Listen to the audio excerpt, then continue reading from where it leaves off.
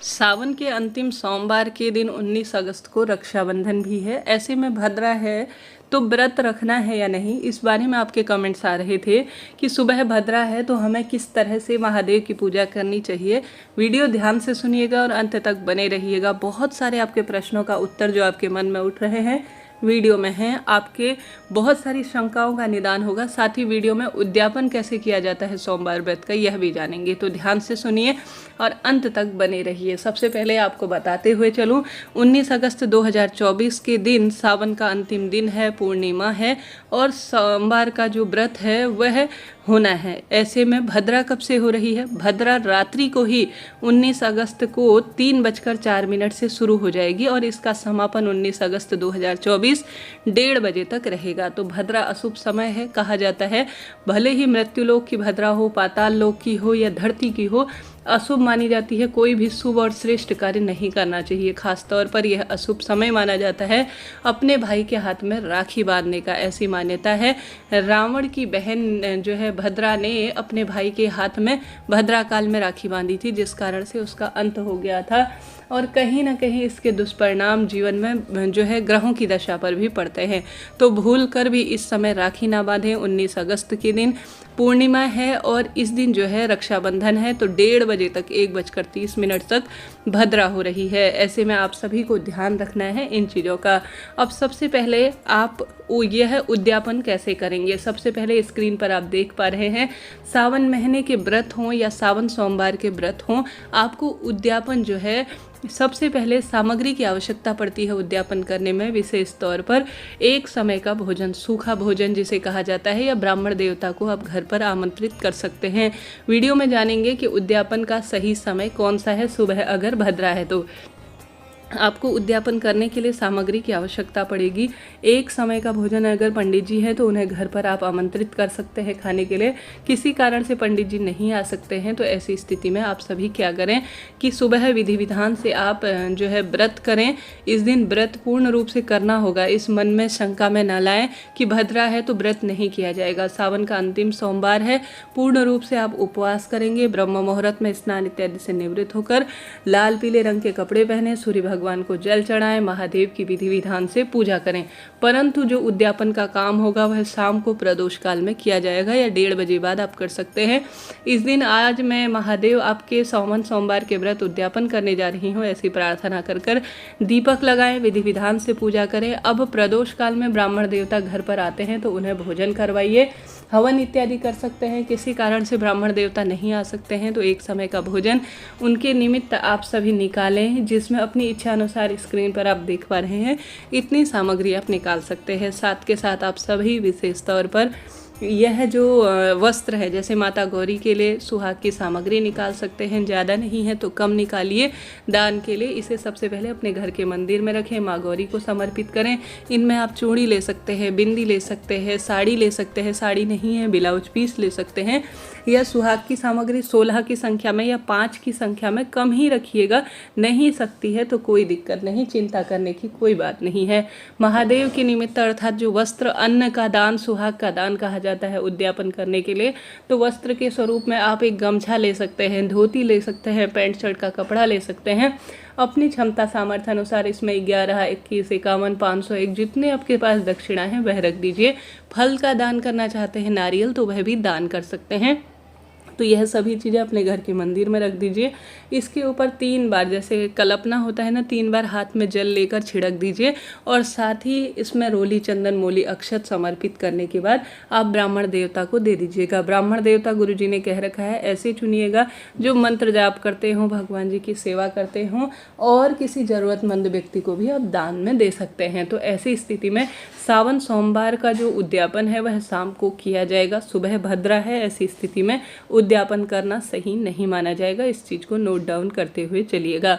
मन में जो प्रश्न आ रहे हैं या भ्रम की स्थिति है, सावन सोमवार व्रत करना है या नहीं, तो डरने की आवश्यकता नहीं है। सावन सोमवार खुले मन से आप व्रत के रूप में करें, विधि विधान से पूजा करें, डरने की कोई बात नहीं है। भगवान जी को भी सुबह राखी बांध सकते हैं, चिंता की बात नहीं है। मनुष्यों के लिए, हम सभी भाई बहनों के लिए भद्रा है, भगवान जी पर इसका कोई प्रभाव नहीं पड़ता है। जिस विधि विधान से सावन सोमवार व्रत करते थे उपवास करते थे, दीपदान करते थे, महादेव की सेवा पूजा अर्चना करते थे, उसी स्वरूप में करेंगे। डरने और चिंता करने की बात नहीं है। 19 अगस्त 2024 सावन सोमवार के दिन जो है पूर्णिमा है और इसी दिन रक्षाबंधन का पावन पर्व त्यौहार मनाया जाएगा। इस दिन राखी बांधने का शुभ मुहूर्त जरूर से जान लीजिए। जैसे कि दोपहर 1:30 बजे तक तो भद्रा है, शुरू में ही मैंने बताया, तो रक्षाबंधन नहीं किया जाएगा, कितनी ही इमरजेंसी हो। तो ऐसी स्थिति में रक्षा बांधने का शुभ मुहूर्त जो है 19 अगस्त 2024 सोमवार के दिन 1:30 बजे बाद बन रहा है। 1:30 बजे बाद से 1:30 से 9:08 के आसपास आप रक्षा सूत्र अपने भाई के हाथ में बांध सकते हैं। परंतु रात को ऐसा कहते हैं आपके यहाँ कि रक्षा सूत्र नहीं बांध सकते, तो ऐसी स्थिति में आप 1:45 से 4:20 का जो सबसे अच्छा मुहूर्त निकल कर आ रहा है ना, इस समय अपने भाई के हाथ में राखी बांधिए, भाग्य चमक जाएगा।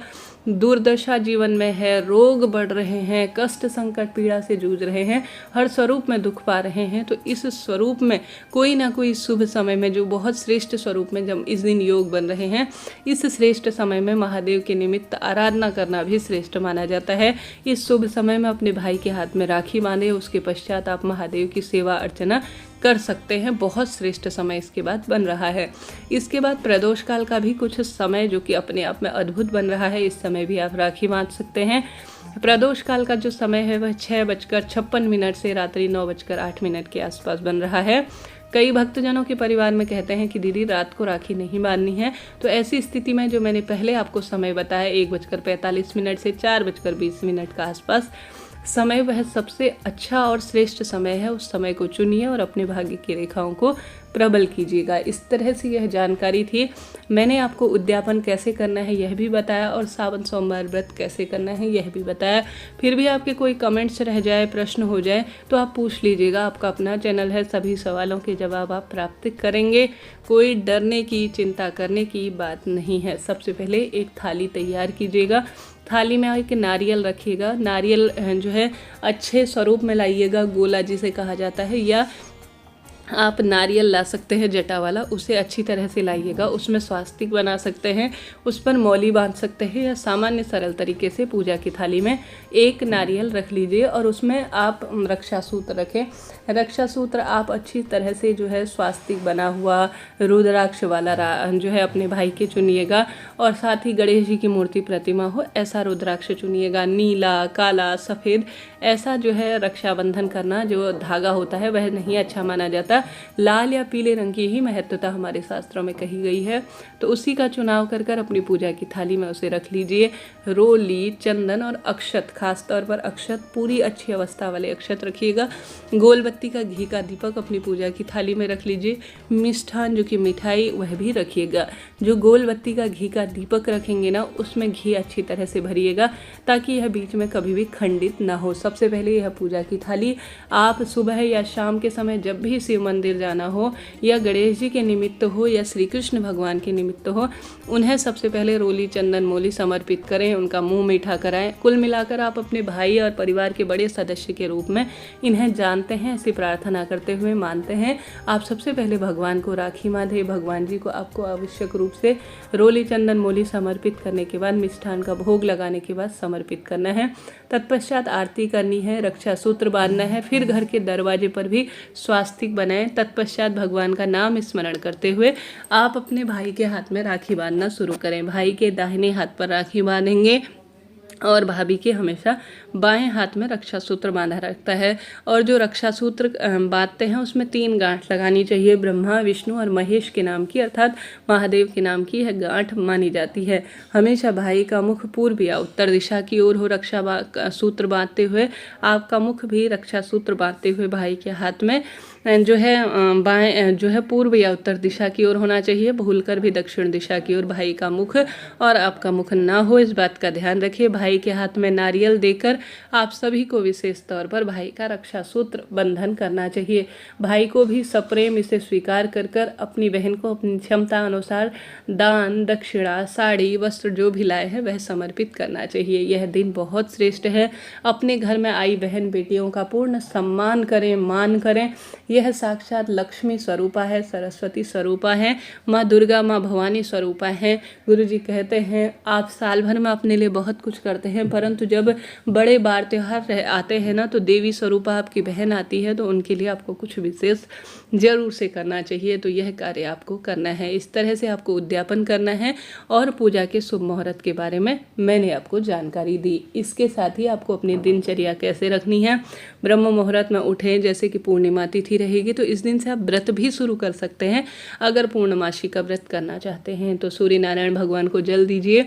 नहाने के पानी में गंगा जल में से जल से स्नान करें। नीले सफ़ेद रंग के कपड़े भूलकर भी ना पहने, काले रंग भी अवॉइड करें। तत्पश्चात महादेव की विधि विधान से पूजा करें, मंदिर जाकर करें या घर पर करें, इच्छा आपकी है। सत्यनारायण भगवान की पूजा करें, विधि विधान से पूर्णमासी व्रत की कथा सुने और साथ के साथ मंत्र जाप इत्यादि करें। साथ के साथ सावन सोमवार व्रत की अंतिम दिन की कथा भी जरूर से सुने। पूरे दिन भर में आप भगवान जी के नाम का जाप करें, सुंदर मिष्ठान बनाएं, मिठाई पुआ पूड़ी बनाएं, भगवान जी को भोग लगाएं। तत्पश्चात जो समय बताया उसमें उद्यापन कर लीजिएगा। भाई के हाथ में राखी बांधकर शाम को जो है, जैसे आप सभी पिछले सावन के 4 सोमवार करे हैं, ठीक उसी विधि से आप सावन के सभी सोमवार कीजिएगा। ठीक है जी, यह बात हो गई। अब प्रश्न आते हैं दीदी हमें बाल धोने चाहिए नहीं, तो एक दिन पहले आप रविवार के दिन अच्छी तरह से बाल धो लीजिएगा। पूर्णिमा के दिन कहा जाता है और सोमवार के दिन जो मन मस्तिष्क होता है, ग्रहों की चाल ढाल होती है, वह अनुकूल नहीं होती है, बदलती है, और मन मस्तिष्क का कारक चंद्र देवता माने जाते हैं। ऐसी स्थिति में बाल एक दिन पहले धो लीजिएगा। विधि विधान से पूजा करें। पूर्णमासी का दिन है, सोमवार की पावन पवित्र तिथि है, तो आप पीपल देवता के समक्ष दीपदान करें। शाम को चंद्र देवता जब उदित हो तो एक जल के लोटे में कच्चा दूध भरकर चावल और फूल डालकर चंद्र देवता को अर्घ दीजिएगा। इससे भाग्य खुल जाते हैं, ऐसा शास्त्रों में कहा जाता है। दुर्भाग्य हमेशा के लिए खत्म होता है। तो सावन में के अंतिम दिन में महादेव को सुंदर स्वरूप से आप 108 वस्तु जैसे अक्षत समर्पित कर सकते हैं। आप 108 की संख्या में सफ़ेद फूल समर्पित कर सकते हैं। इच्छा आपकी है। जीवन में हार रहे हैं, दुख पा रहे हैं, भाई के कष्ट कर्ज इत्यादि हो रहा है, तो इस दिन इसके बाद जो उपाय इत्यादि की वीडियो आएगी वह भी करने का प्रयत्न करें।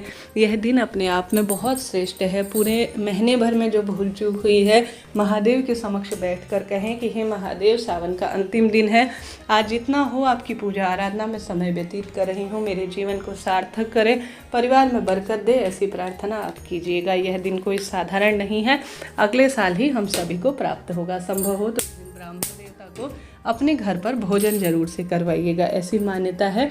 इससे भी रोग दोष संकट कष्ट पीड़ा का निदान स्वतः ही हो जाएगा।